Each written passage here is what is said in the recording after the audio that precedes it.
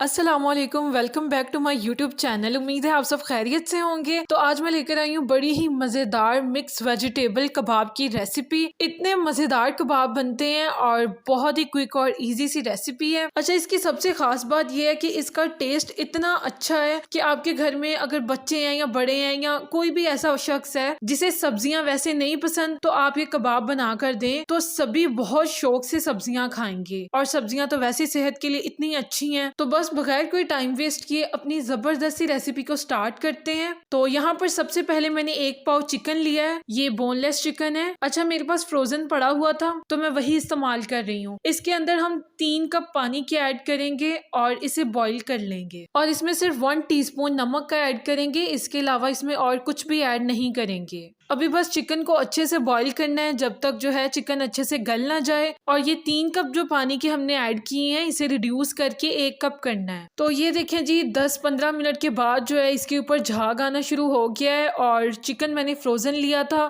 तो उसकी बोटियां भी अलग अलग होना शुरू हो गई हैं। तो सबसे पहले ये सारी बोटियां अलग अलग कर लेंगे ताकि जल्दी से जो है कि अच्छे से गल जाएं। और उसके बाद जो इसके ऊपर झाग आया है इसे भी मैं निकाल दूंगी। तो ये देखें जी, यहाँ पर झाग सारा मैंने निकाल दिया था। और अब बस 10 से 15 मिनट मज़ीद चिकन को पकाएंगे और उसके बाद जो चिकन ऑलमोस्ट हमारा गलने वाला है। और पानी जो है ये भी पहले से रिड्यूस हो चुका है, लेकिन थोड़ा सा पानी और रिड्यूस करेंगे।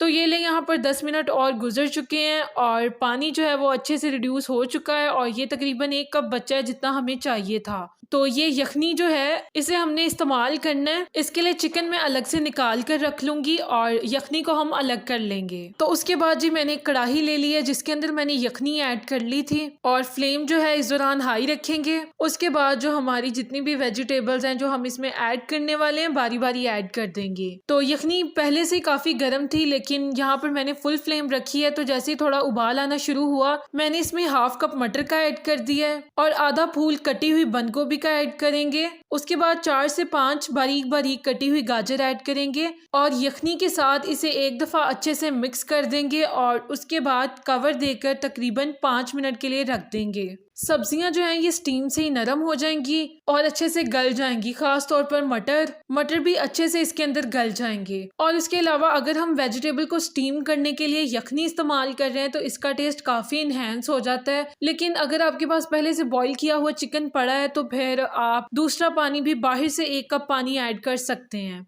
उसमें वेजिटेबल्स को स्टीम कर सकते हैं, कोई मसला नहीं है। ये देखें 5 मिनट के बाद मैंने ढक्कन उतारा है और यहाँ पर जो है सब्जियां अच्छे से गल चुकी हैं। बिल्कुल वही टेक्सचर आ चुका है जो हमें चाहिए था। और अभी बस आग बंद कर दी है मैंने और इन्हें कवर करके रख दिया है। इसी के साथ हम अपना अगला प्रोसेस स्टार्ट करेंगे। तो यहाँ पर एक कढ़ाई में मैंने 4 से 5 टेबलस्पून कुकिंग ऑयल की लिए हैं और इसमें 1 टेबलस्पून साबुत जीरा ऐड करके उसे सौते कर लेंगे। इसी के साथ मैंने 1 टेबलस्पून चॉप किया हुआ लहसुन ऐड कर दिया है और 1 टेबलस्पून अदरक का पेस्ट ऐड कर दिया है और इसे अच्छे से सौते कर लेंगे तकरीबन 2 मिनट के लिए। लहसुन और अदरक का पेस्ट कैसे बनाना है इसकी रेसिपी मैं पहले शेयर कर चुकी हूँ, जिसका लिंक मैं डिस्क्रिप्शन में दे दूंगी, वहां से जाकर आप चेक कर सकते हैं। लहसुन अदरक को सौते करते हुए 2 मिनट हो चुके हैं। इस पॉइंट पर मैंने इसमें 2 टेबलस्पून हरी मिर्च के ऐड कर दिए हैं। आप चाहे तो चॉप करके भी ऐड कर सकते हैं या अगर आपके पास इसका पेस्ट बना हुआ है तो आप वो भी ऐड कर सकते हैं। और हरी मिर्च ऐड करने के तकरीबन 1 मिनट बाद मैंने आधा कप मैदे का ऐड कर दिया है और मैदे को भी इसी के साथ अच्छे से रोस्ट करेंगे ताकि मैदे का कच्चापन निकल जाए। और तकरीबन 2 से 3 मिनट बाद मैदे की अच्छी सी खुशबू आने लगेगी जिससे हमें पता चल जाएगा कि ये रोस्ट हो चुका है। उसके बाद मैंने इसमें 1 टीस्पून नमक की ऐड की है, 1 टीस्पून काली मिर्च, 1/2 टीस्पून गरम मसाला ऐड करेंगे और इसे अच्छे से मिक्स कर देंगे। तो बस जैसे ये अच्छे से मिक्स हुआ अब हम इसके अंदर अपनी वेजिटेबल्स ऐड कर देंगे। तो ये देखिए वेजिटेबल के अंदर थोड़ी सी यखनी बाकी रह गई थी, मैंने इसे बिल्कुल खुश्क नहीं किया था तो वो हम वैसे ही ऐड कर देंगे।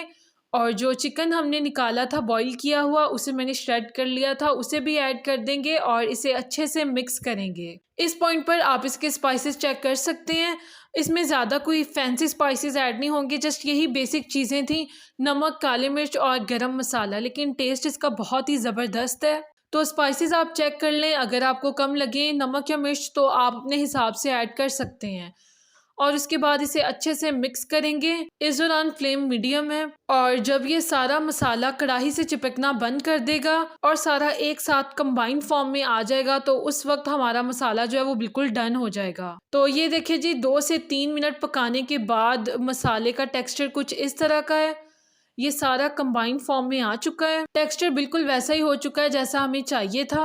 तो उसके बाद मसाले को मैंने एक खुले बर्तन में निकाल लिया है ताकि ये अच्छे से ठंडा हो जाए। और यहाँ पर मसाला ठंडा हो चुका है और उसके बाद हमने इसे शेप देना स्टार्ट कर दिया है। तो मैं बिल्कुल गोल इसे कबाब वाली शेप दे रही हूँ, शामी कबाब जैसी। तो अगर आप शेप थोड़ी बहुत चेंज करना चाहें तो आप कर सकते हैं। उसके बाद जी सारे कबाब रेडी हो चुके हैं। तो यहाँ पर मैंने 2 अंडे तोड़ लिए हैं जिन्हें हम अच्छे से बीट कर लेंगे। तो मैंने इसमें हाफ टी स्पून काली मिर्च की ऐड किया है और हाफ टी स्पून ही नमक की ऐड की है। लेकिन अगर आपने मसाले में तेज नमक मिर्च रखा है तो फिर आपको अंडे में ऐड करने की ज़रूरत नहीं है। उसके बाद हम कबाब उठाते जाएंगे, उसे अंडे में डिप करके ऊपर ब्रेड क्रम्स की कोटिंग कर लेंगे। ब्रेड क्रम्स की कोटिंग ऑप्शनल है, अगर आपके पास अवेलेबल है तो आप कर सकते हैं, अगर नहीं अवेलेबल तो कोई मसला नहीं है। इसके अलावा ब्रेड क्रम्स की रेसिपी मैं अपने चैनल पर अपलोड कर चुकी हूँ जिसका लिंक मैं डिस्क्रिप्शन में दे दूंगी। इसके अलावा ब्रेड क्रम्स की रेसिपी मैं अपने चैनल पर अपलोड कर चुकी हूँ जिसका लिंक मैं डिस्क्रिप्शन में दे दूंगी, आप वहां जाकर चेक कर सकते हैं क्योंकि ब्रेड क्रम्स घर पर बनाना बहुत ही आसान है। इसी के साथ मैंने एक पैन में ऑयल ले लिया है और जब ऑयल अच्छे से गर्म हुआ तो हम कबाब ऐड करना शुरू कर देंगे और इन्हें शैलो फ्राई करेंगे क्योंकि सारी चीजें कुक्ड हैं तो डीप फ्राई करने की जरूरत नहीं है। तो ये देखें जी 3 से 4 मिनट के बाद एक साइड जो है अच्छे से पक चुकी है, हम इसकी साइड चेंज कर देंगे। तो ये देखें माशाल्लाह टेक्सचर इसका कितना अच्छा है और कलर कितना जबरदस्त आया है। इसे देखने में तो माशाल्लाह बहुत ही यम्मी लग रहे हैं लेकिन अगर आप ट्राई करेंगे तो ये और भी ज्यादा मजेदार है। तो इसी के साथ जब तक मैं कबाब फ्राई कर रही हूँ मेरे चैनल को सब्सक्राइब कर दें और बेल आइकन को ज़रूर प्रेस करें ताकि जैसे मेरी कोई नई वीडियो आए तो फ़ौरन से आपको नोटिफिकेशन मिल जाए और ये बिल्कुल फ्री है। तो ये देखें जी 3 से 4 मिनट के बाद दूसरी साइड भी अच्छे से पक चुकी है, उसको भी बिल्कुल वैसे ही टेक्सचर आ चुका है और इस पॉइंट पर हम कबाब निकाल लेंगे। तो जी एक दफ़ा मैं सारे कबाब निकाल लूँ फिर मैं आपको फाइनल लुक भी दिखाती हूँ। तो ये देखें जी ये रही फाइनल लुक।